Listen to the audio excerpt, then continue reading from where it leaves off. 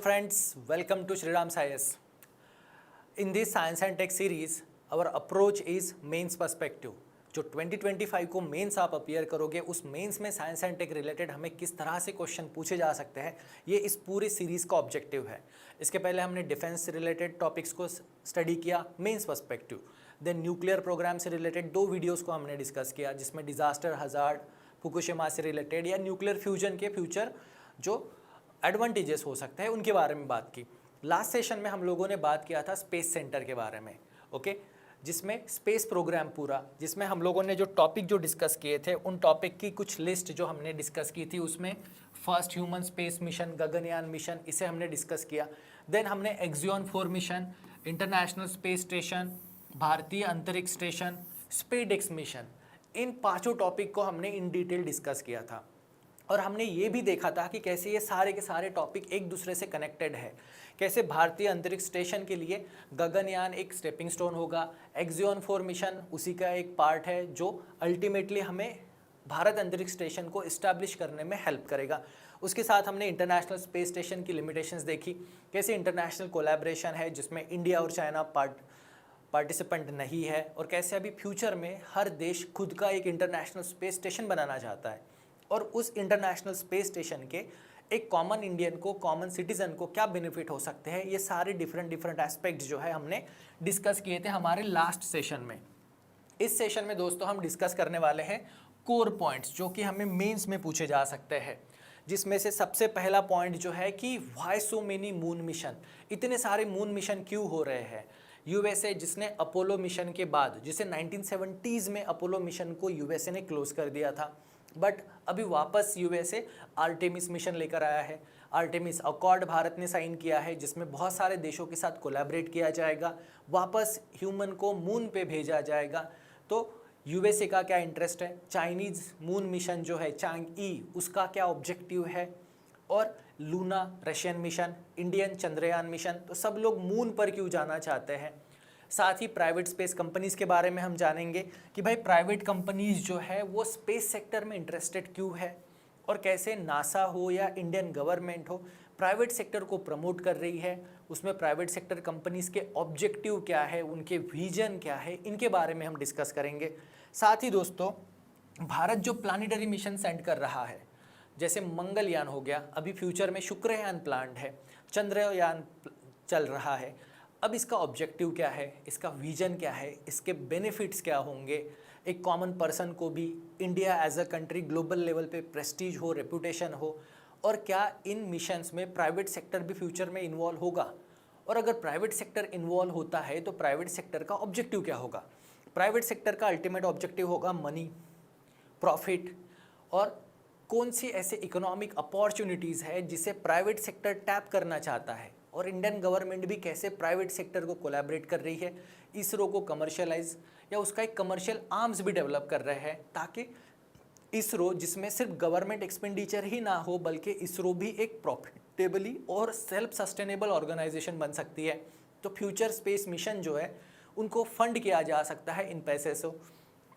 अब वैसे ही दोस्तों प्लानिटरी मिशन में जो इन्वेस्टमेंट है क्या वो जस्टिफिएबल है. जैसे गगनयान मिशन की कॉस्ट हमने देखी अप्रॉक्सीमेटली 10,000 करोड़.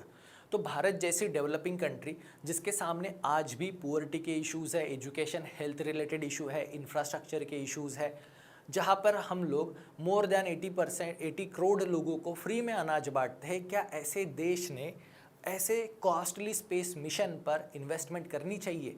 इन सारे टॉपिक्स को और इन सारे पॉइंट्स को आज के इस सेशन में हम लोग डिस्कस करेंगे. सो दोस्तों अगेन वेलकम टू श्रीराम साईएस, और आप सबको राखी की, रक्षाबंधन की हार्दिक शुभकामनाएं. और दोस्तों इस राखी के शुभ अवसर पर श्रीराम साईएस राखी सेल भी लेकर आया है. तो अगर आप हमारे फाउंडेशन बैच में इनरोल होते हो तो दोस्तों आपको यहाँ पर मैक्सिमम डिस्काउंट जो है वो मिलेगा. और अगर आप मेंस की प्रिपरेशन कर रहे हो और कोई डाउट है, कन्फ्यूजन है, तो श्रीराम साईएस के मेंटोर्स के साथ आप 1-on-1 फ्री मेंटोरशिप सेशन जो है उसे अरेंज कर सकते हो. उसके लिए आपको बस डिस्क्रिप्शन में दिए हुए लिंक पर क्लिक करना है. सो दोस्तों इस अपॉर्चुनिटी का फ़ायदा उठाइए, और चलिए हमारे इस सेशन की हम शुरुआत करते हैं. हमारे इस सेशन में जो सबसे पहला क्वेश्चन जो है उसको डिस्कस करेंगे. उसके पहले ये क्वेश्चन हमने फ्रेज क्यों किए, ये टॉपिक हमने हमारे लास्ट वीडियो में भी रीड किए थे इन क्वेश्चंस को।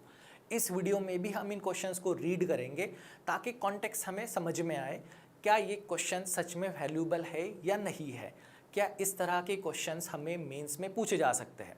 अगर हमें इस तरह के क्वेश्चंस मेंस में पूछे जा सकते हैं तो ही हम इन टॉपिक को डिस्कस करेंगे, इनको स्टडी करेंगे। सो दोस्तों, ये एक क्वेश्चन है PYQ जो प्रीवियसली पूछा गया था। Launched on 25 December 2021, James Webb telescope has been much in a news since then. James Webb telescope का जो लॉन्च हुआ था 2021 में, उसके कॉन्टेक्स्ट में क्वेश्चन पूछा था यूपीएससी मेंस में। अब much in a news, what are its unique features, इसके यूनिक फीचर्स क्या है जो इसके प्रीडेसेसर जितने भी टेलीस्कोप थे उनसे सुपेरियर है। Then what are the key गोल, इसके की गोल कौन से है इस मिशन के, और इसके पोटेंशियल बेनिफिट क्या होंगे ह्यूमन रेस के लिए। तो इस तरह से क्वेश्चन हमें पूछे जाते हैं कि इसका रिलेवेंस क्या है, इसके बेनिफिट क्या होंगे ह्यूमन रेस को। इंडियन कॉन्टेक्स्ट में इंडियन सिटीजन के बारे में पूछा जा सकता है।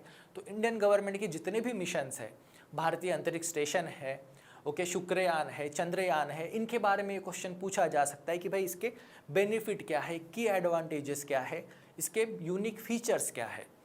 सेम वे और एक PYQ की डिस्कस कर लेते हैं। What is the main task of India's moon mission which could not be achieved in earlier mission. अब इंडिया के मून मिशन जो लास्ट में चंद्रयान 3 सक्सेसफुल हुआ था, पर चंद्रयान 2 जो था वो पार्शियल सक्सेस था, वो ऐसे कुछ ऑब्जेक्टिव्स था जिसे अचीव नहीं कर पाया। तो वो कौन से थे ये पूछा है। साथ ही list the countries that have achieved this task, उन देशों के नाम भी बताने हैं जिन्होंने सॉफ्ट लैंडिंग, मून पर सॉफ्ट लैंडिंग अचीव की successfully. Then introduce the sub system of space craft launch and explain the role of virtual launch control centre. Then Vikram Sarabhai space centre के बारे में इंफॉर्मेशन पूछी गई थी। तो सेम टाइप के क्वेश्चन हम लोग इस साल भी एक्सपेक्ट कर सकते हैं, क्योंकि इस साल देखो दोस्तों, एक्सियोन 4 मिशन जो है ये लास्ट 3-4 मंथ से बहुत न्यूज़ में था। गगनयान मिशन भी उसी कॉन्टेक्स्ट में इंटरेस्टेड है। हमने देखा कि वो कैसे कनेक्टेड है दोनों, भारतीय अंतरिक्ष स्टेशन हो, इंटरनेशनल स्पेस स्टेशन भी बहुत न्यूज़ में था। तो इस बार मेंस में हम इस तरह के क्वेश्चंस इस टॉपिक पर एक्सपेक्ट कर सकते हैं। साथ ही ये जो पॉइंट है, strategies have been developed to prevent such catastrophe, asteroid hit जो अर्थ को कर सकता है पोटेंशियली, उससे related preventive measures, asteroid monitoring हो या उनके वे या उनका जो ऑर्बिट है उसे डिफ्लेक्ट करने की टेक्नोलॉजीज़ हो, इनके बारे में हमें यूपीएससी इमेजिनेटिव क्वेश्चंस पूछ सकती है, लॉजिकल और रीजनिंग वाले क्वेश्चन पूछ सकती है। तो उसी कॉन्टेक्स्ट में दोस्तों हम आज जो टॉपिक डिस्कस करेंगे, जो हमारे सेशन का पहला क्वेश्चन है वो ये, why so many moon mission, इतने सारे मून मिशन क्यों हो रहे हैं, मून में सबका इंटरेस्ट क्यों है। तो पहले मून मिशन के बारे में जान लेते हैं।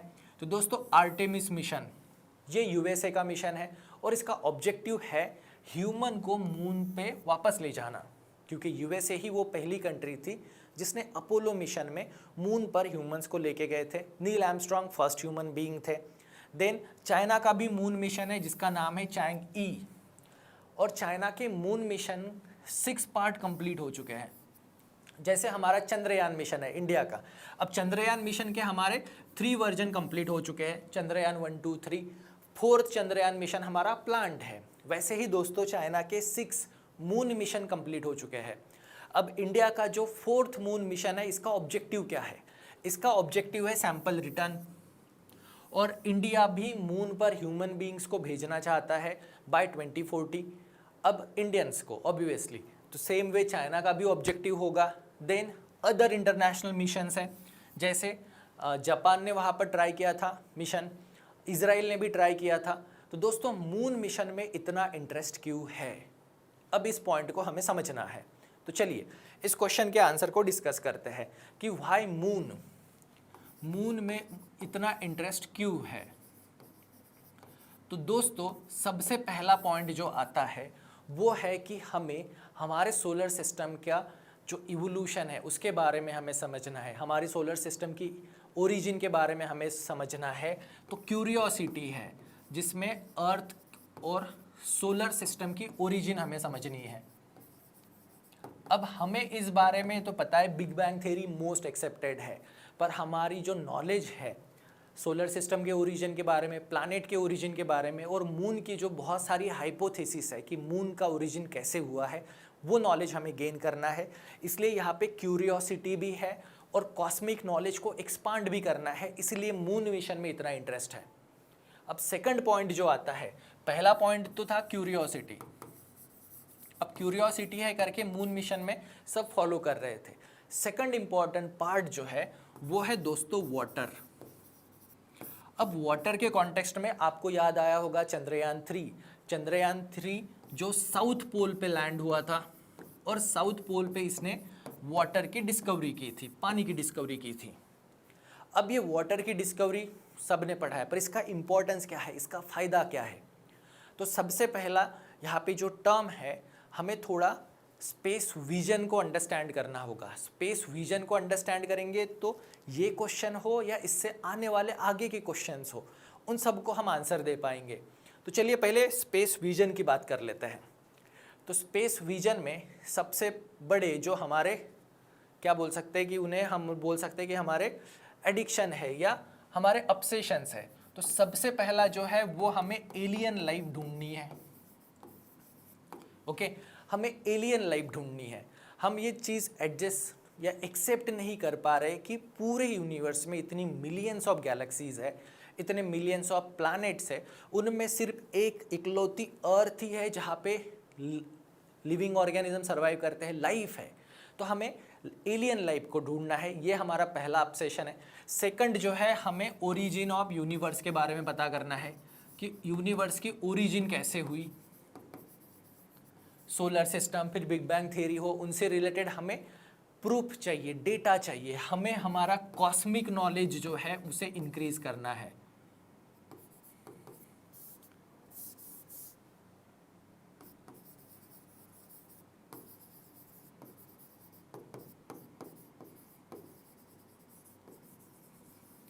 हमें कॉस्मिक नॉलेज को इम्प्रूव करना है। थर्ड जो चीज़ है वो ये है दोस्तों कि हमें ह्यूमंस को डीप या लॉन्ग डिस्टेंस स्पेस मिशन पे भेजना है, जिसके लिए अभी हमारे पास इंटरनेशनल स्पेस स्टेशन है। ओके, अब ये इंटरनेशनल स्पेस स्टेशन जो है यहाँ पे ह्यूमन बीइंग रह के आते हैं, वैसे ही हम इसे मून पर बेस बना सकते हैं, मून पर ह्यूमन बेस। अब ये मून पे जो ह्यूमन बेस होगा, इससे हम लोग जो डीप स्पेस मिशन है, प्लानिटरी मिशंस है, deep space mission, planetary missions जो है, इनको हम लोग कैरी ऑन कर सकते हैं। तो ये स्टेपिंग स्टोन होगा पहला। मून पर अगर हम लोग ह्यूमन बेस बना पाते हैं, ये स्टेपिंग स्टोन होगा। उसके साथ ही हमें डीप स्पेस कम्युनिकेशन नेटवर्क भी बनाना है।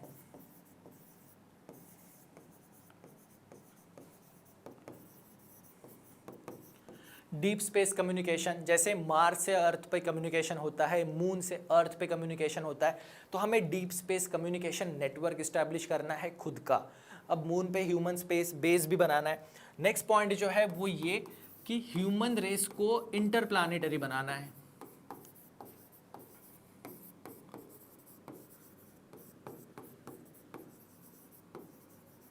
ह्यूमन रेस को इंटरप्लानेटरी, यानी ह्यूमन रेस जो ओनली अभी अर्थ पर लिविंग है, वो अदर प्लैनेट पे, जिसके लिए हम लोग एक्सो प्लैनेट को सर्च कर रहे हैं। इस कॉन्टेक्स्ट में आपने गोल्डीलॉक जोन के बारे में सुना होगा, गोल्डीलॉक जोन। इससे हमें प्लैनेट्स को ढूंढना है, जैसे मार्स पर कॉलोनीज बनाना, ये भी एक विजन है एलॉन मस्क का। तो इस तरह के ऑब्जेक्टिव जो है वो हम लोग अचीव कर सकते हैं। देन नेक्स्ट जो है वो है दोस्तों स्पेस माइनिंग। स्पेस माइनिंग, हम एस्टेरॉयड को माइन कर सकते हैं, मून को माइन कर सकते हैं, मार्स को माइन कर सकते हैं, जहाँ पर वैल्यूबल रिसोर्सेस है, वहाँ से उन्हें माइन करके हम अर्थ पर हमारी जो रिक्वायरमेंट है मटेरियल्स की, एलिमेंट्स की, उन्हें सेटिस्फाई कर सकते हैं। तो मान लीजिए अगर हमें कोई ऐसा एस्टेरॉयड मिल जाता है जिसका कोर पूरा आयरन और निकेल से बना हो, तो वो हमारी आयरन और निकेल की रिक्वायरमेंट को फुलफिल कर सकता है। तो दोस्तों स्पेस माइनिंग भी एक एक्टिविटी है। और नेक्स्ट जो है वो स्पेस टूरिज्म भी है।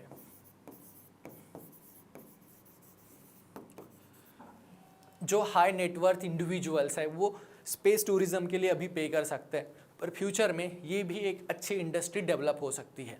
तो दोस्तों ये हमारा स्पेस विजन है। अब यहाँ पे इस कॉन्टेक्स्ट में मून मिशन का भी ऑब्जेक्टिव इसी से अलाइंड होगा। तो पहला ऑब्जेक्टिव था कि मून में लाइफ सर्वाइविंग है या नहीं है, या पास्ट में क्या वहाँ पे लाइफ सर्वाइविंग थी। ये ऑब्जेक्टिव हमारा मार्स मिशन का भी था। मार्स के कॉन्टेक्स्ट में यही एक मिशन आता है, उसको भी डिस्कस करेंगे। सो अर्थ और यूनिवर्स की ओरिजिन हमें समझनी है, मून की ओरिजिन हमें समझनी है, हमें हमारा कॉस्मिक नॉलेज इंक्रीज करना है। साथ ही अब साउथ पोल पे वाटर मिला है मून के, अब इससे हमारे कौन से ऑब्जेक्टिव सेटिस्फाई हो सकते हैं। तो पहला, अगर यहाँ पर वाटर है तो हमें यहाँ पर ढूंढना है क्या यहाँ पे किसी अदर फॉर्म में लाइफ एग्जिस्ट करती है। पहला ये हमारा ऑब्जेक्टिव है, या कभी पास्ट में मून पर लाइफ थी या नहीं। सेकंड ऑब्जेक्टिव, प्रेजेंट या पास्ट। देन अब हमें मून पर ह्यूमन बेस बनाना है, ह्यूमन बेस जो कि एक स्टेपिंग स्टोन होगा फ्यूचर मिशंस के लिए। फ्यूचर मिशंस मार्स मिशन हो या अदर इंटरप्लानिटरी मिशन हो। जैसे अभी इंटरनेशनल स्पेस स्टेशन में एस्ट्रोनॉट रहकर बहुत सारे एक्सपेरिमेंट कैरी ऑन करते हैं, रिसर्च एक्टिविटीज़ करते हैं, सेम एक्टिविटी हम लोग मून पर ह्यूमन बेस बनाकर कर सकते हैं। अब दोस्तों ह्यूमन बेस अगर बनाना है तो उसके लिए रिक्वायरमेंट क्या क्या होती है, तो उसे हमें समझना होगा पहले इंटरनेशनल स्पेस स्टेशन के कॉन्टेक्स्ट में। अब जो इंटरनेशनल स्पेस स्टेशन है, यहाँ पे जो एस्ट्रोनॉट्स रहते हैं उन्हें हमें प्रोवाइड करना है food. Okay, international space station में जो भी हमारे एस्ट्रोनॉट्स रहते हैं इन्हें हमें सप्लाई करना होता है फूड। देन हमें इन्हें सप्लाई करना होता है ऑक्सीजन। ओके, देन हमें इन्हें ड्रिंकिंग के लिए सप्लाई करना होता है वाटर, और देन लास्ट में एनर्जी की रिक्वायरमेंट है। तो इंटरनेशनल स्पेस स्टेशन में हमें ये 4 मेजर रिसोर्सेज जो है वो पीरियोडिकली सप्लाई करने होते हैं, जिसके लिए रॉकेट शटल जो है वो यूज़ होते हैं। अगर मून पर वाटर मिल जाता है तो हमारे ये चारों प्रॉब्लम सॉल्व हो सकता है, क्योंकि अभी इंटरनेशनल स्पेस स्टेशन में ये 4 चीज़ें पहुंचाने की जो कॉस्ट है वो बहुत ज़्यादा है। पर अगर मून में हम बेस बनाएंगे और वहाँ पर अगर ह्यूमन रहने चले जाते हैं, हैबिटेबल जोन अगर बनाते हैं, कोई स्टेशन इस्टेब्लिश करते हैं, तो ये चारों चीज़ें जो है हमें अर्थ से सप्लाई करनी होगी। पर अगर मून में हमें वाटर मिल गया, ओके, मून पर हमें पानी मिल गया, तो ये हमारी सारी जो रिसोर्सेस है वो हम सॉल्व कर सकते हैं। फॉर एग्जांपल वाटर मिल गया तो वो ड्रिंकिंग वाला जो वाटर की प्रॉब्लम जो है, ड्रिंकिंग के लिए इस वाटर को यूज़ कर सकते हैं। ड्रिंकिंग वाला जो इशू था उसे हम लोग सॉल्व कर सकते हैं। तो एस्ट्रोनॉट्स को ड्रिंकिंग के लिए पानी मिल जाएगा, और अगर पानी मिल जाता है तो हम इसी पानी से एग्रीकल्चर कर सकते हैं, यानी मून पर दोस्तों फार्मिंग की जा सकती है। इसीलिए देखो बहुत सारे एक्सपेरिमेंट अभी इंडिया में शुरू है, नासा भी कर रही है, ग्लोबल लेवल पे भी हो रहे हैं, जिसके लिए एटाकामा डेजर्ट या अर्थ के जो इनहैबिटेबल जोन है वहाँ पे रिसर्च हो रहा है, जहाँ पे बहुत सारे एस्ट्रोनॉट सेक्लूजन में रहते हैं, आइसोलेशन में रहते हैं मंथ तक। सॉइल को कैसे ट्रीट करें, उस सॉइल पर कैसे एग्रीकल्चर करें, ये सारे एक्सपेरिमेंट जो है ये फ्यूचर विजन के हिसाब से है कि फ्यूचर में हम मून पर या मार्स पर फार्मिंग करेंगे। तो अगर पानी मिल गया तो हम लोग मून पर फार्मिंग करेंगे, एग्रीकल्चर करेंगे, वहीं पर फूड प्रोड्यूस करेंगे। तो जो भी ह्यूमंस मून बेस पर रहेंगे उन्हें फूड अर्थ से प्रोवाइड करने की ज़रूरत नहीं होगी, वो अपना फूड मून पर खुद ग्रो करेंगे।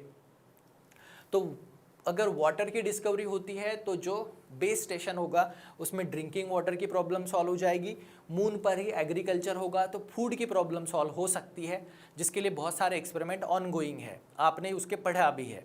देन अगर ये जो H2O वाटर जो है, अगर इस पानी को हम स्प्लिट कर देते हैं सोलर पैनल से, क्योंकि मून पर भी तो सनलाइट आती ही है, अगर हम लोग सोलर एनर्जी से इस वाटर को स्प्लिट कर देंगे इलेक्ट्रोलिसिस से, सो दोस्तों जो हाइड्रोजन मिलेगा ये तो एनर्जी की रिक्वायरमेंट हमारी सेटिस्फाई कर देगा। हाइड्रोजन से हम लोग एनर्जी प्रोवाइड करेंगे, ये ही वो एनर्जी होगी जो उस ह्यूमन बेस को पावर्ड करेगी, या फ्यूचर स्पेस मिशन के लिए भी ये एनर्जी यूटिलाइज की जा सकती है। और जो ऑक्सीजन मिलेगा इससे हमारा ब्रीदिंग वाला जो प्रॉब्लम है, ऑक्सीजन सप्लाई, वो भी सॉल्व हो जाएगा। तो मून पर वाटर का इम्पोर्टेंस ये है कि अगर वहाँ पर वाटर मिलता है तो फ्यूचर में हम लोग एक सस्टेनेबल और हैबिटेबल जोन मून पर कंस्ट्रक्ट कर सकते हैं, जहाँ से सारे फ्यूचर मिशंस हम लोग रूल आउट कर सकते हैं, रेगुलेट कर सकते हैं, डीप स्पेस कम्युनिकेशन से उसे मैनेज भी कर सकते हैं। तो दोस्तों व्हाई मून, तो फर्स्ट वाटर की डिस्कवरी।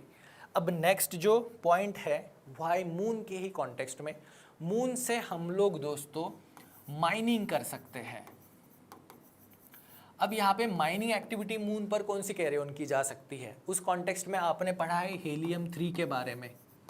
ओके, हीलियम 3 ये हीलियम का एक आइसोटोप है जो अर्थ पे नहीं मिलता है पर मून पे मिलने की पॉसिबिलिटी है। इससे हम लोग न्यूक्लियर फ्यूजन रिएक्शन कैरी कर सकते हैं। अब न्यूक्लियर फ्यूजन जो है ये अर्थ पर हमारी एनर्जी की जो भी डिमांड है उसको पूरा कर सकता है। इसमें रेडियो एक्टिव वेस्ट भी क्रिएट नहीं होती और न्यूक्लियर फ्यूजन हम लोग सक्सेसफुली कैरी ऑन भी कर सकते हैं। इसके अलावा मून पर अगर कोई वैल्यूएबल मिनरल्स मिलते हैं, एलिमेंट्स मिलते हैं, तो उन्हें भी हम यूज़ कर सकते हैं अर्थ पर लाने के लिए। उनकी इकोनॉमिक कॉस्ट भी ज़्यादा होगी। देन नेक्स्ट पॉइंट जो है वो है स्पेस टूरिज्म। स्पेस टूरिज्म तो लोग मून टूरिज्म भी हो सकता है, स्पेस टूरिज्म भी हो सकता है। अब दोस्तों ये जो एक्टिविटीज़ हम देख रहे हैं, क्या ये एक्टिविटीज़ कमर्शियल नहीं हो सकती है?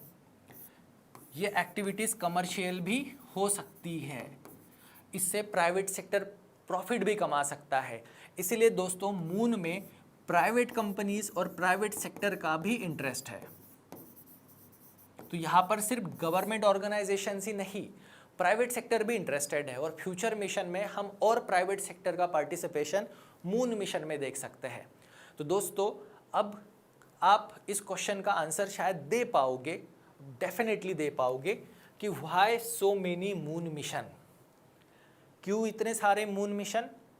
तो हमारा कॉस्मिक नॉलेज इंक्रीज होगा, वाटर वहाँ पर मिलेगा तो ह्यूमन बेस क्रिएट कर सकते हैं जो इंडिपेंडेंटली खुद को सस्टेन कर सकता है। फिर वो इन टर्म्स ऑफ फूड हो, ऑक्सीजन सप्लाई हो, वाटर हो, या स्पेस माइनिंग एक्टिविटी हीलियम 3 हो, या वैल्यूएबल मिनरल्स हो, मटेरियल हो। और लास्ट वाला जो पॉइंट है वो है दोस्तों कि इंटरनेशनल प्रेस्टीज। इंटरनेशनल प्रेस्टीज, उसके साथ सॉफ्ट पावर और स्पेस टेक्नोलॉजी, स्पेस इंजीनियरिंग में। तो दोस्तों ये वो 3 पॉइंट्स है जिनके वजह से यूएसए हो, चाइना हो, इंडिया हो, ये कंट्रीज मोटिवेटेड है मून मिशन के लिए। सो दोस्तों आई होप कि अब आप इस क्वेश्चन का आंसर दे पाओगे, why so many moon mission. It's okay. चलिए अब दोस्तों हम अपने नेक्स्ट क्वेश्चन पे चलते हैं। ओके, तो नेक्स्ट क्वेश्चन जो है हमारा, हमने ये पहला क्वेश्चन तो डिस्कस कर लिया, why so many moon missions. I hope कि अब आप इसका आंसर दे पाओगे। द नेक्स्ट क्वेश्चन है हमारा, why are private companies increasingly interested in space? Private companies space में क्यों इंटरेस्टेड है? तो दोस्तों अभी जो टॉपिक हमने डिस्कस किए, जिनमें से हमने एक टॉपिक देखा था मून में प्राइवेट सेक्टर क्यों इंटरेस्टेड हो सकता है, वहीं से शुरुआत करते हैं।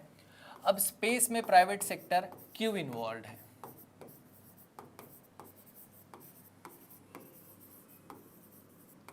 स्पेस में प्राइवेट सेक्टर अगर आता है, प्राइवेट सेक्टर का अल्टीमेट ऑब्जेक्टिव होता है प्रॉफिट या न्यू मार्केट कह सकते हैं, प्रॉफिट कह सकते हैं, या न्यू मार्केट कह सकते हैं, या बिजनेस अपॉर्चुनिटीज भी कह सकते हैं। तो प्राइवेट सेक्टर के लिए अपॉर्चुनिटी कौन सी है? तो प्राइवेट सेक्टर के लिए अपॉर्चुनिटी है tourism, space tourism, then space mining. अब स्पेस माइनिंग में मून को माइन किया जा सकता है, प्लैनेट्स को माइन किया जा सकता है, एस्टेरॉइड्स को भी माइन किया जा सकता है, जिसके इकोनॉमिक वैल्यू है। तो प्राइवेट सेक्टर इसलिए यहाँ पे इन्वॉल्व है। सेकंड जो है वो है गवर्नमेंट कोलैबोरेशन या गवर्नमेंट पार्टनरशिप।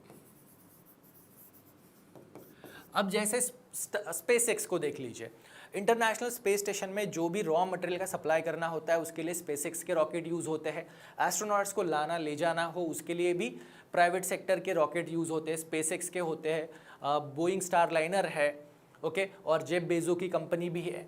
तो दोस्तों यहाँ पे गवर्नमेंट भी पार्टनरशिप कर रही है और गवर्नमेंट प्रमोट भी कर रही है प्राइवेट सेक्टर को।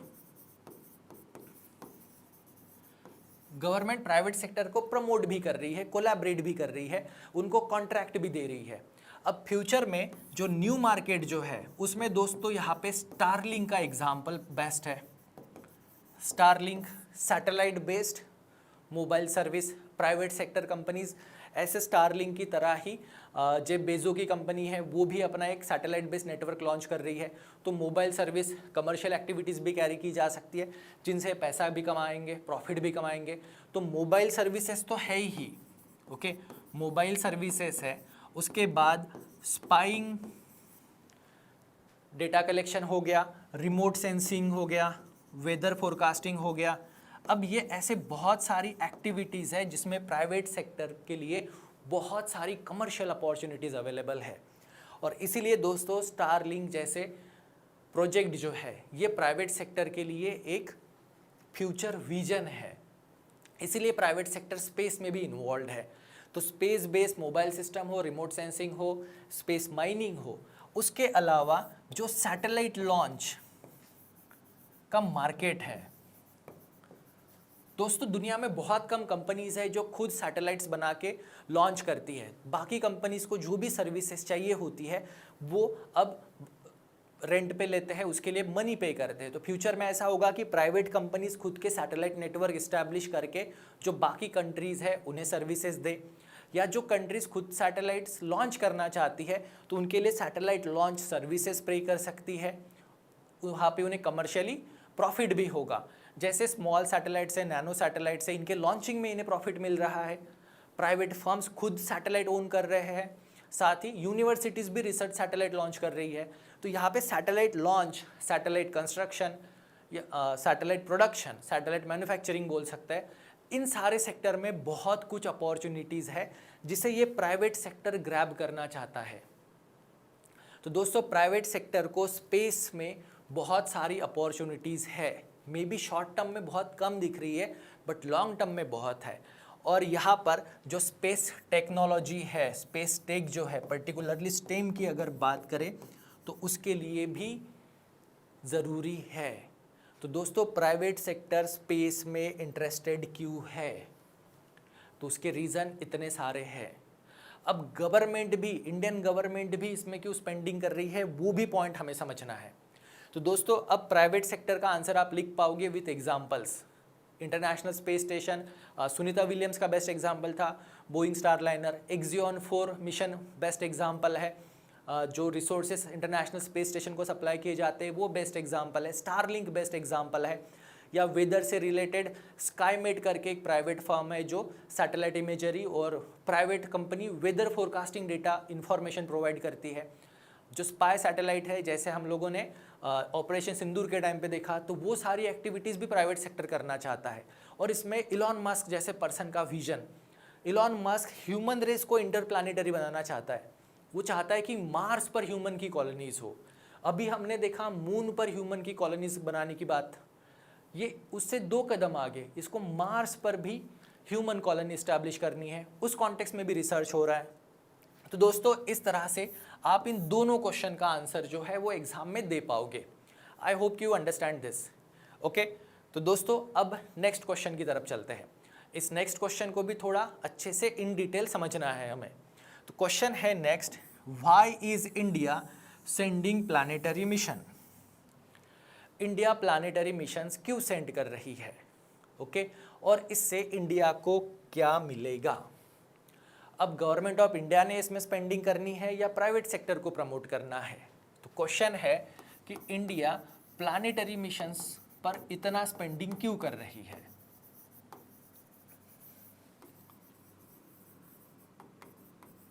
तो दोस्तों इसका सबसे पहला अगर एडवांटेज, सिंपल क्वेश्चन से अगर शुरुआत करें तो इंडिया ने कौन से प्लानिटरी मिशंस किए हैं?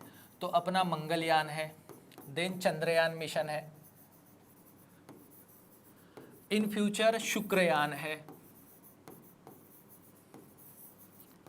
शुक्रयान है। उसके बाद हमने एक एस्ट्रोनॉमिकल ऑब्जर्वेटरी भी लॉन्च की है जिसका नाम है आदित्य L1।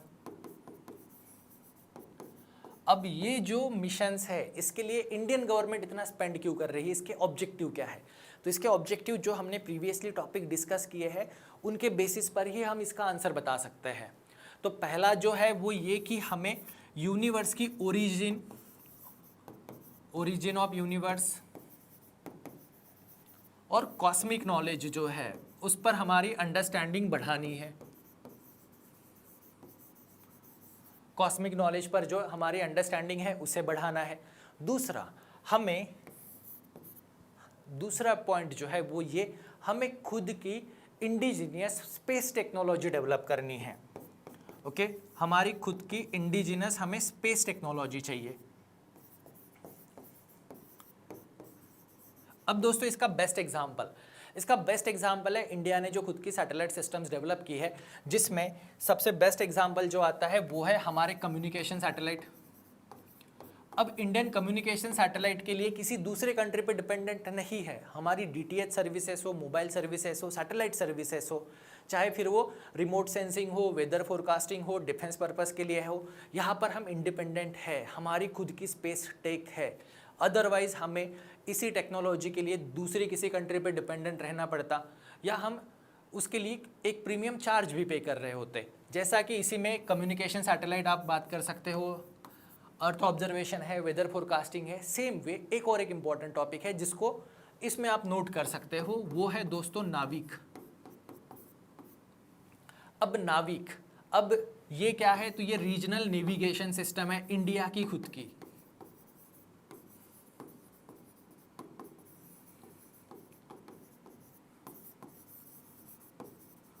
तो जैसे कम्युनिकेशन सिस्टम का इंपॉर्टेंस था कि उसके वजह से आज इंडिया में टेलीकॉम रिवोल्यूशन हो रहा है, इंटरनेट रिवोल्यूशन हो रहा है, तो ये इसलिए हुआ क्योंकि हमने एक टाइम पर स्पेस सेक्टर में इन्वेस्टमेंट की थी। स्पेस सेक्टर में ये इन्वेस्टमेंट है जिसके फ्रूट आज हम लोग कम्युनिकेशन, अर्थ ऑब्जर्वेशन हो, वेदर मॉनिटरिंग हो, रिसोर्स मॉनिटरिंग हो, या डिफेंस और स्ट्रैटेजिक पर्पस के लिए हो, उसके फ्रूट आज हम लोग देख रहे हैं।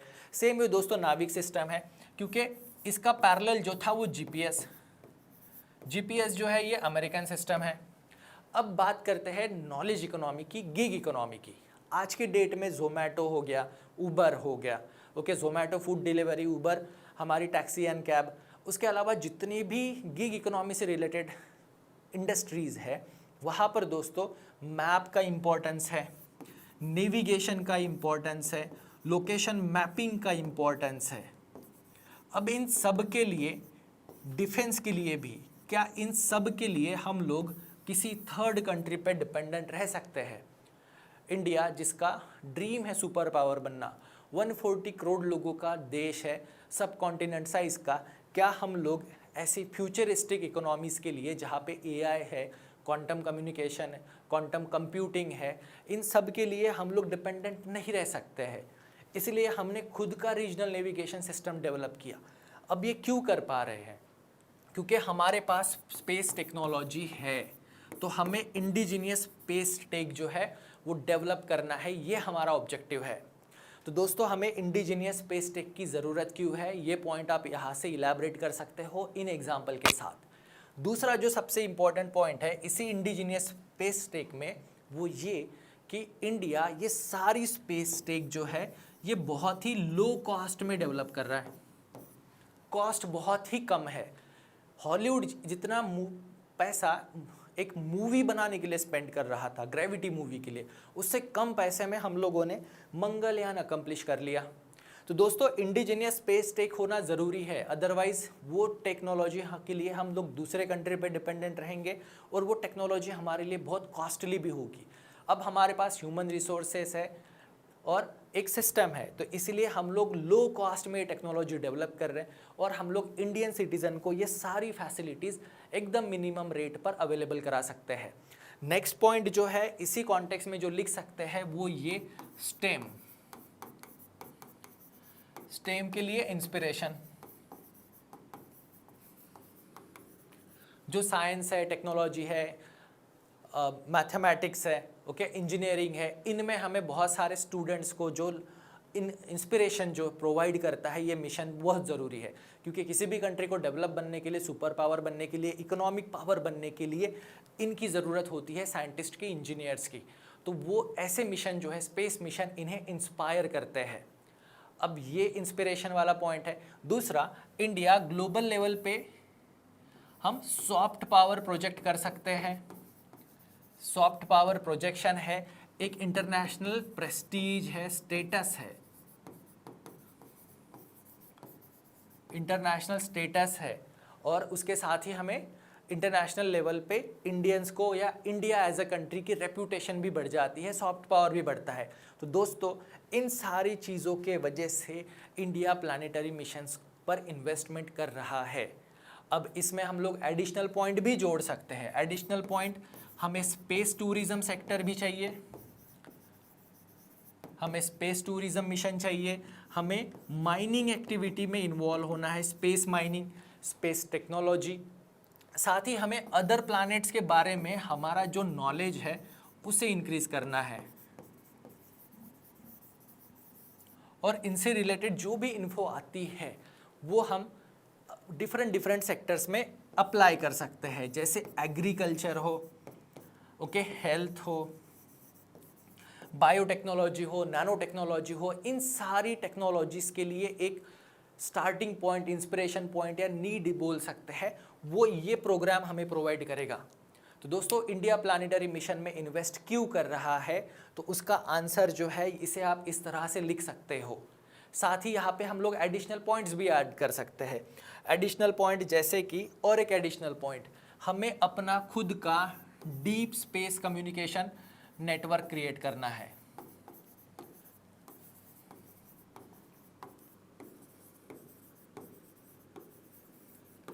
हमारा खुद का डीप स्पेस कम्युनिकेशन नेटवर्क, जब मंगलयान हुआ था या चंद्रयान हुआ था उस टाइम पे हमें अपने स्पेस क्राफ्ट के साथ कम्युनिकेशन मेंटेन करने के लिए यूएसए के डीप स्पेस नेटवर्क पे रिलाय रहना पड़ा था। पर अब हम लोग खुद का डीप स्पेस नेटवर्क बिल्डअप करना चाहते हैं, ताकि फ्यूचर स्पेस मिशंस या जो लॉन्ग ड्यूरेशन स्पेस मिशन हो वहाँ पे कांटेक्ट भी मेंटेन किया जा सके। अब दोस्तों इसके अलावा हम खुद की एस्टेरॉयड मॉनिटरिंग सिस्टम,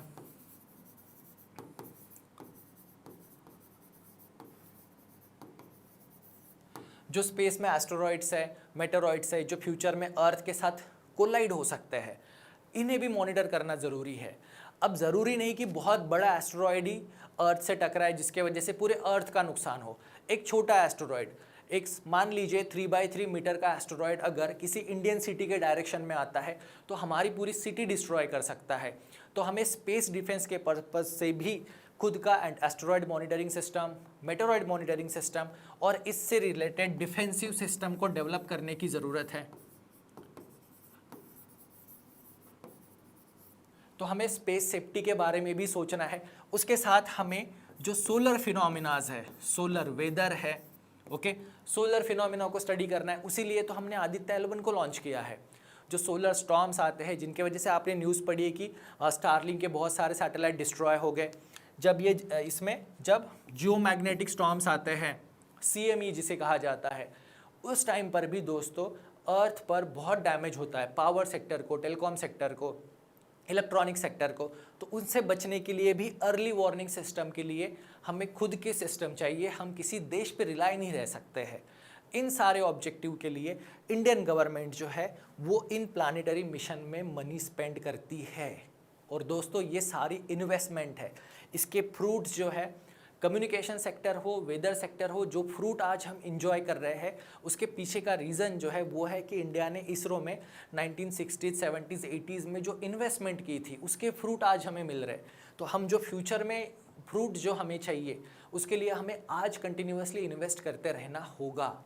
अब नेक्स्ट क्वेश्चन जो है जो इसी टॉपिक को हिट करता है और जो कॉमनली ऐसे में भी पूछा जा सकता है या आपको मेंस आंसर राइटिंग में भी इसके बारे में पूछा जा सकता है। अब वो क्वेश्चन है दोस्तों, is investing in planetary mission justified for developing country like India? क्या इंडिया ने स्पेस मिशन में इन्वेस्टमेंट करनी चाहिए? तो इसके लिए हमेशा जो आर्गुमेंट्स जो दिए जाते हैं क्या इंडिया ने इन्वेस्टमेंट करनी चाहिए? तो दोस्तों इंडिया के सामने चैलेंजेस कौन से हैं? इंडिया के सामने चैलेंजेस है वेलफेयर, हमें लोगों का वेलफेयर करना है, हमें सोशल जस्टिस चाहिए, हमारे सामने पुअर्टी जैसे चैलेंजेस है, पुअर्टी है, हेल्थ इश्यूज है, एजुकेशन है, ऐसे बहुत सारे हमारे सामने चैलेंजेस है। तो क्या यहाँ पे गवर्नमेंट का जो मनी है, गवर्नमेंट का जो एक्सपेंडिचर है, क्या उसे प्लानिटरी मिशंस पे, शुक्रयान मिशन पे, मंगलयान मिशन पे स्पेंड करना सही होगा? क्या हमने वो मनी इन पर ना स्पेंड करते हुए हमारी सोशल वेलफेयर स्कीम के लिए उसे स्पेंड करना चाहिए? जब चंद्रयान 3 सॉफ्ट लैंडिंग कर रहा था तब हमारे इंडिया में एक कॉमन जोक भी चलता था और तब ये डिस्कशन भी हो रहा था कि मून पर लैंडिंग कर रहे हैं हम लोग, मून का सरफेस जो है वो बहुत डिस्टर्ब है, तो बहुत सारे वहाँ पे गड्ढे हैं। सेम लॉजिक दे जा रहा था कि भाई इंडिया में तो सड़कें नहीं है, सड़कों में बहुत सारे गड्ढे हैं, तो मून पर लैंड करने से अच्छा उसे ज़मीन पर ही लैंड कर लो, या उस पैसे से इंडिया में आप रोड कंस्ट्रक्ट कर लो। तो दोस्तों यहाँ पर ये जो पॉइंट्स है ये हमेशा आते रहेंगे, साइंस से रिलेटेड ये टॉपिक हमेशा आते रहेंगे। तो यहाँ पर हम लोग एक प्रॉपर जस्टिफिकेशन दे सकते हैं। तो पहला जस्टिफिकेशन जो है वो ये कि इंडिया सोशल वेलफेयर के लिए मनी तो स्पेंड करता ही है, सोशल जस्टिस के लिए हम लोग जितना मनी स्पेंड कर रहे हैं उसके कंपैरिजन में बहुत कम अमाउंट जो है वो रिसर्च एंड डेवलपमेंट में जाता है, साइंस के फील्ड में जाता है। ओके, तो हम ऐसा तो नहीं हो रहा है कि इंडिया साइंस एंड टेक्नोलॉजी में रिसर्च एंड डेवलपमेंट में बहुत ज़्यादा मनी स्पेंड कर रहा है। आज भी इंडिया का मोस्ट ऑफ द बजट जो है वो सोशल जस्टिस, सोशल वेलफेयर के लिए खर्च होता है, और पुअर्टी एलिवेशन हो या वुमन एम्पावरमेंट हो, इन सारी चीज़ों के लिए खर्च होता है। हम बहुत कम अमाउंट साइंस एंड टेक पे स्पेंड करते हैं, वो भी हमारा जो साइंस एंड टेक है ये बहुत ही कॉस्ट इफ़िशिएंट है, और ये जो है बहुत ही कॉस्ट इफ़िशिएंट है। ये पहला पॉइंट। अब दूसरा पॉइंट ये है कि स्पेस सेक्टर में जो हम इन्वेस्टमेंट कर रहे हैं, ओके, हमारी जो स्पेस में जो इन्वेस्टमेंट है, तो दोस्तों यहाँ पे टर्म याद रखनी है, ये इन्वेस्टमेंट है, एक्स्ट्रावैगेंट खर्चा नहीं है, शो ऑफ नहीं है। हम लोग फॉल्स रेपुटेशन के लिए या सोशल प्रेस्टीज के लिए अननेसेसरी मनी स्पेंड नहीं कर रहे। तो टर्म यहाँ पर याद रखनी है, ये इन्वेस्टमेंट है, और ये स्पेस इन्वेस्टमेंट जो है ये मनी मल्टीप्लायर है।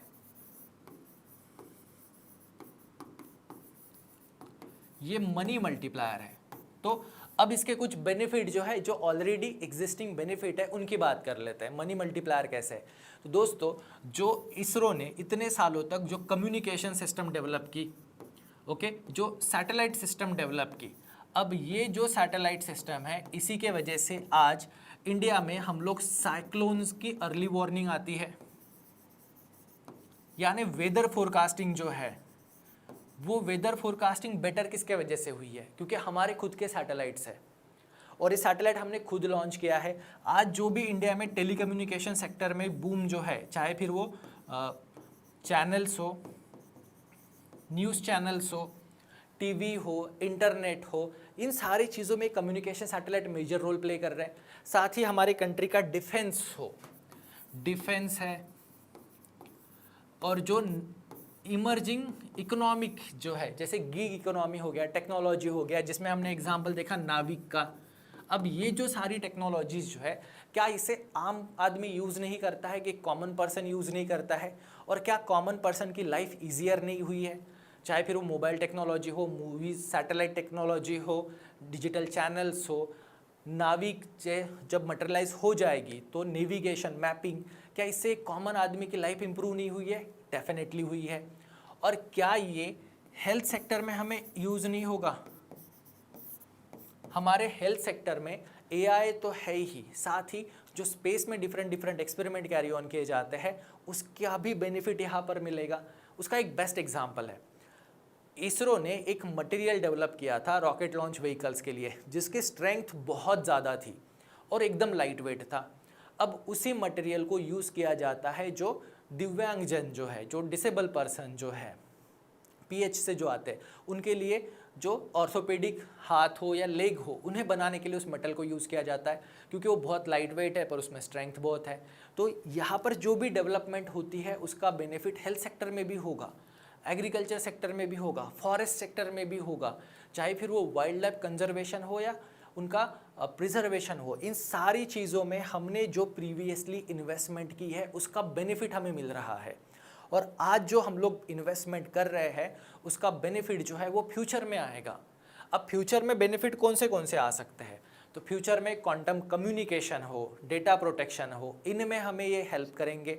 एआई और क्वांटम कंप्यूटिंग, क्लाउड कंप्यूटिंग को ये प्रमोट करेंगे। उसके साथ ही दोस्तों, अगर मान लीजिए स्पेस माइनिंग होती है, space mining in terms of moon, तो यहाँ पर अगर हमें हीलियम 3 मिल जाता है तो हमारी न्यूक्लियर फ्यूजन के लिए फ्यूल जो है वो हम खुद लाएंगे, तो एक क्लीन और सेफ हमें एनर्जी सोर्स मिलेगा, जिससे डिकार्बनाइजेशन भी हो जाएगा और इसका बेनिफिट आम आदमी को मिलेगा। क्यों? क्योंकि वहाँ पर एनर्जी हम उन्हें सस्ते में प्रोवाइड करेंगे, सस्ते में, एकदम कॉस्ट इफिशिएंट एनर्जी हम उन्हें प्रोवाइड कर सकते हैं। तो दोस्तों, स्पेस सेक्टर ये आइसोलेटेड नहीं है। स्पेस सेक्टर में जो भी रिसर्च एंड डेवलपमेंट होगी वो कनेक्टेड होगी और इसका बेनिफिट सभी को मिलेगा। इंडियन सिटीजन्स को भी मिलेगा, एक आम आदमी को भी मिलेगा, पूरे ह्यूमैनिटी को भी मिलेगा। और हमारा ऑब्जेक्टिव हमेशा याद रखिएगा, वसुदैव कुटुंबकम, ओके। और हम वेलफेयर ऑफ ह्यूमैनिटी, यूनिवर्सलिस्टिक अप्रोच पर इसे यहाँ पर काम करते हैं। तो दोस्तों, अब एक बताइए, क्या आप इस क्वेश्चन का आंसर दे पाएंगे? Is India investing in planetary mission justifiable for developing country like India? अब मार्स मिशन की बात करते हैं। मार्स मिशन में जो भी इन्वेस्टमेंट हो रही है, अब वो कॉस्ट इफेक्टिव नहीं थी, बहुत ही कॉस्ट इफेक्टिव थी। मूवी के खर्चा, जितना मूवी बनाने के लिए यूएसए खर्चा करता है, उससे कम खर्चे में हमने मिशन अकम्प्लिश कर लिया था। मार्स के एटमॉस्फेयर के बारे में हमें जानकारी मिली है, मार्स के जो इकोसिस्टम है, वहाँ की सॉइल जो है, उसके बारे में जानकारी हमें मिली है। तो हमारा जो नॉलेज है अदर प्लैनेटरी सिस्टम्स के बारे में वो इम्प्रूव होता है, साथ ही कॉन्फिडेंस भी बिल्डअप होता है, जिससे इंडिया में स्टेम में हम लोग बहुत सारे स्टूडेंट्स को इनकरेज करेंगे, इंस्पायर भी करेंगे। तो दोस्तों, इस तरह से हम इस क्वेश्चन का आंसर लिख सकते हैं अलग अलग एग्जाम्पल देकर। तो आई होप कि ये सेशन आपको इंटरेस्टिंग लगा होगा। तो दोस्तों, इस सेशन में हमने इतने सारे टॉपिक्स को डिस्कस किया है। इसके अलावा भी बहुत सारे टॉपिक्स पूछे जा सकते हैं और यहाँ पे हम इमेजिनेटिव भी हो सकते हैं। जैसे चंद्रयान 4 का ऑब्जेक्टिव क्या है? चंद्रयान 4 का ऑब्जेक्टिव है मून से सैंपल को रिटर्न लाना। अब वहाँ पे ह्यूमन बीइंग को भेजना, वहाँ से ह्यूमन बीइंग्स को लाना, मून की जो डार्क साइड है उसे इवैल्यूएट करना, ये हमारे फ्यूचर मिशन का प्लान रहेगा। अब मून मिशन के लिए हम लोग आर्टेमिस अकॉर्ड को भी ज्वाइन किया है, जहाँ पर इंडिया यूएसए नासा के साथ कोलैबोरेट करेगा, जापान के साथ भी कोलैबोरेट करेगा, स्लिम मिशन। अब दोस्तों, ऐसे मिशन को हम कॉस्ट इफेक्टिव कर सकते हैं और इंडिया में रिसर्च एंड डेवलपमेंट करनी पड़ेगी, क्योंकि दोस्तों ये इन्वेस्टमेंट है, और जो इन्वेस्टमेंट करेंगे नॉलेज में, इन्वेस्टमेंट कहाँ पे? इन्वेस्टमेंट हमें करनी है नॉलेज में, और जितना नॉलेज में इन्वेस्टमेंट करेंगे उतना ही इंडिया सामने जाकर सुपर पावर हो सकता है, एक डेवलप कंट्री हो सकती है,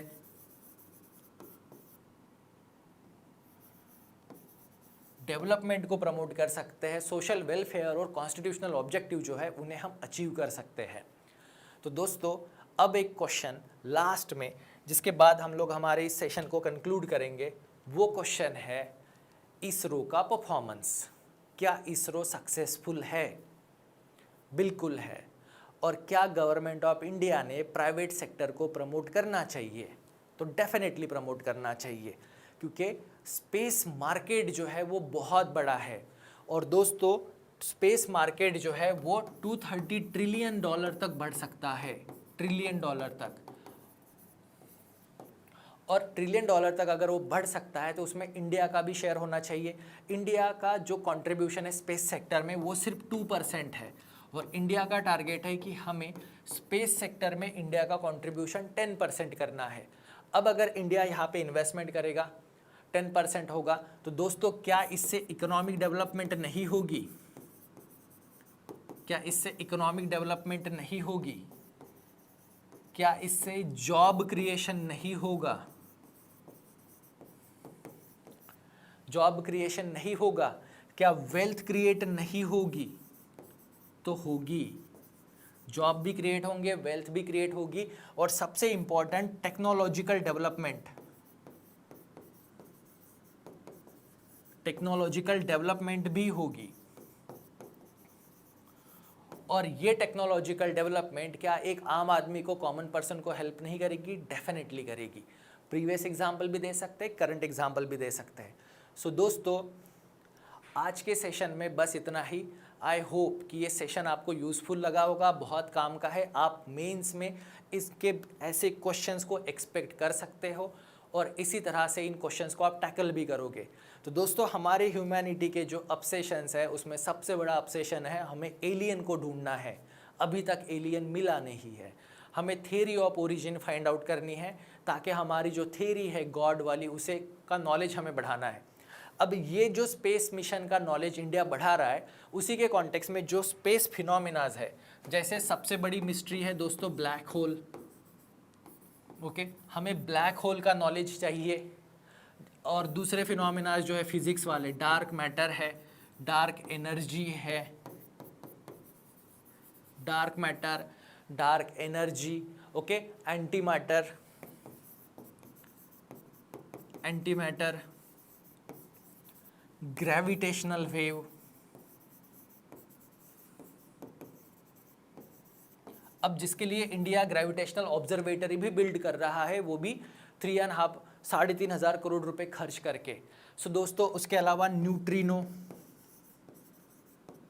न्यूट्रिनो है। देन एक गॉड पार्टिकल को तो आपने सुना था, गॉड पार्टिकल, या हम लोग कह सकते हैं क्वांटम या फंडामेंटल पार्टिकल। ये भी ऐसे टॉपिक है जिन पे रिसर्च एंड डेवलपमेंट ज़रूरी है। ये सारे टॉपिक फ्यूचर में, पूरे फ्यूचर को शेप कर सकते हैं, जो पॉलिटिक्स को शेप कर सकते हैं कंट्री की। आज की जो हमारी टेक्नोलॉजी है या एनर्जी की जो टेक्नोलॉजीज़ है, इन्हें कम्प्लीटली रीशेप कर सकते हैं। तो ये जो इमर्जिंग एरियाज़ है, यहाँ पर भी इंडिया ने इन्वेस्टमेंट करनी चाहिए। सो दोस्तों, चलिए आज के सेशन को यहीं पर रोकते हैं। नेक्स्ट सेशन में ज़रूर मिलेंगे बायोटेक्नोलॉजी टॉपिक के साथ। और बायोटेक्नोलॉजी यूपीएससी मेंस के हिसाब से बहुत इंपॉर्टेंट टॉपिक है। बायोटेक्नोलॉजी में हमें कौन से क्वेश्चन पूछे जा सकते हैं, जीएम क्या होता है, जीई क्या होता है, एग्रीकल्चर में उसकी क्या एप्लीकेशन है, हेल्थ में क्या एप्लीकेशन है, इन सारे टॉपिक्स को हम डिस्कस करेंगे। सो दोस्तों, नेक्स्ट सेशन तक best of luck, thank you very much and see you soon.